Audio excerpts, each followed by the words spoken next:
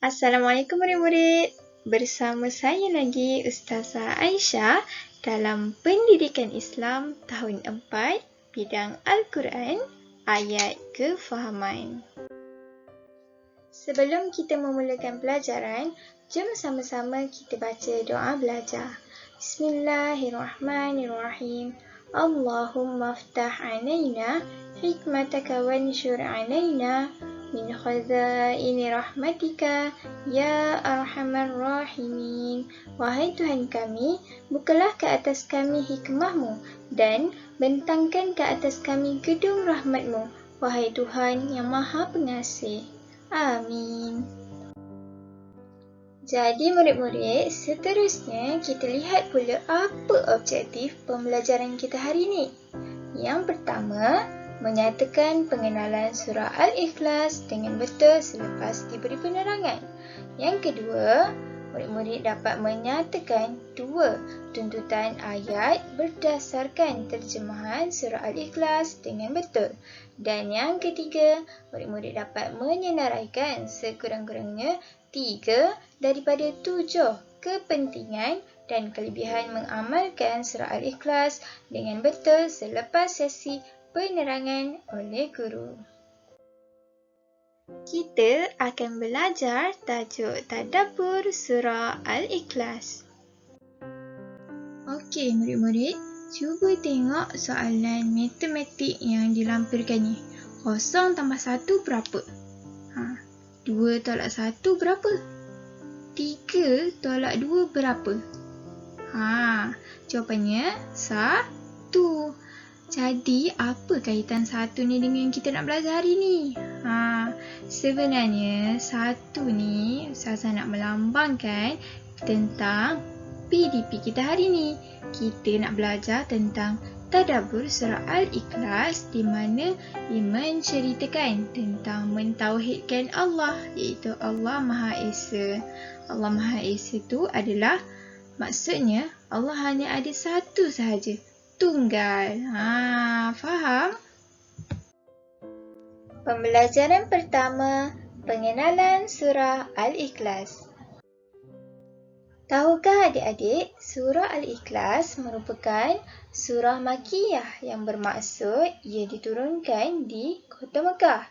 Yang kedua, surah Al-Ikhlas mengandungi 4 ayat.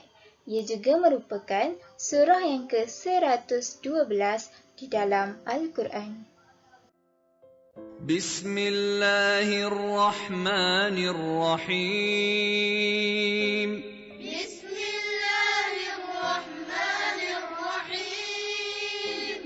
قل هو الله أحد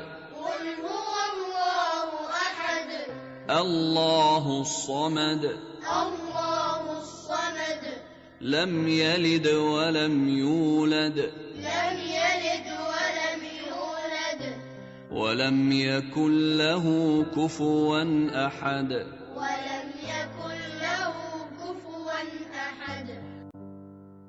Kita sambung semula kepada pengenalan surah Al-Ikhlas.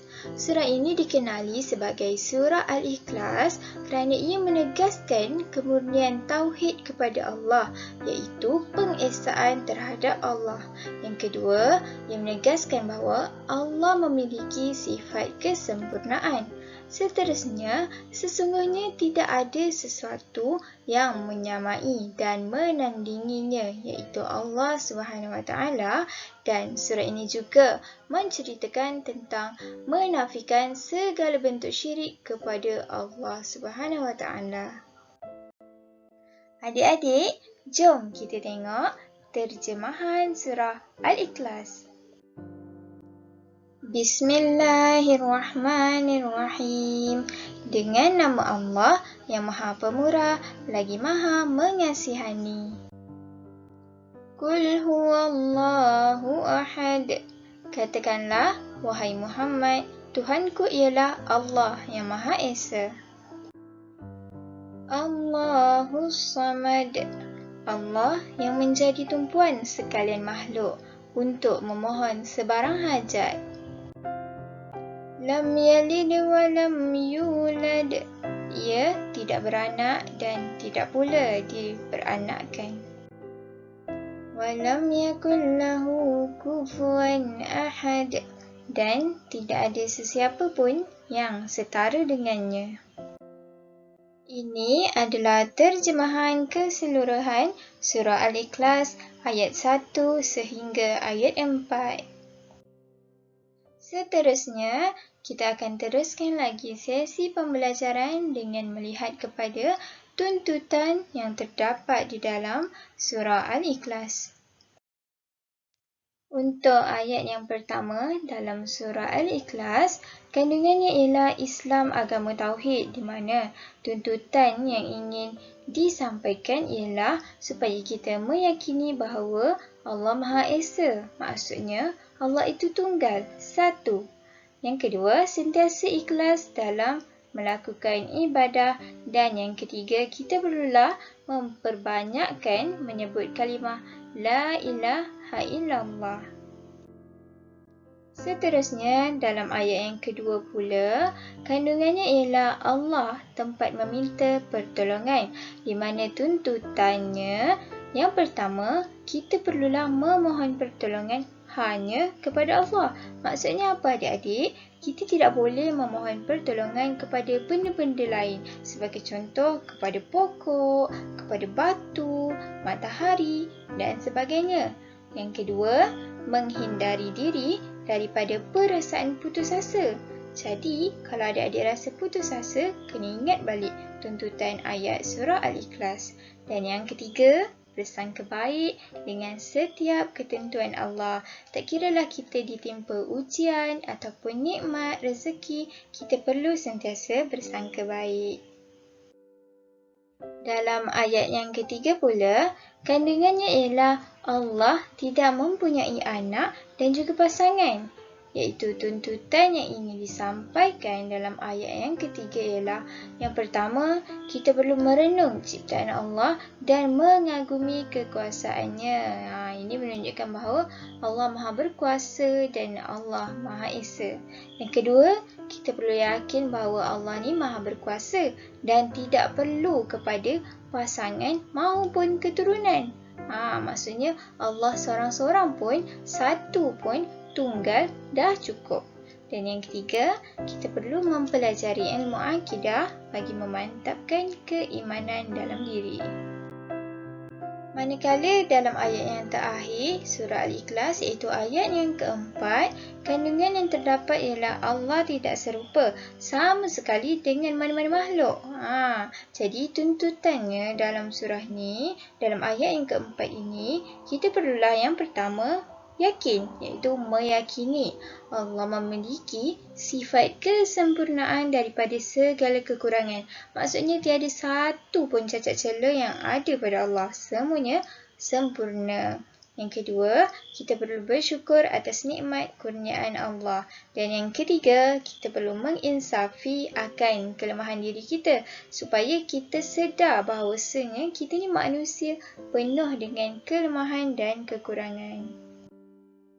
Apa pula kepentingan surah Al-Ikhlas ni? Jomlah kita tengok. Terdapat beberapa kepentingan surah Al-Ikhlas yang perlu kita tahu dan faham.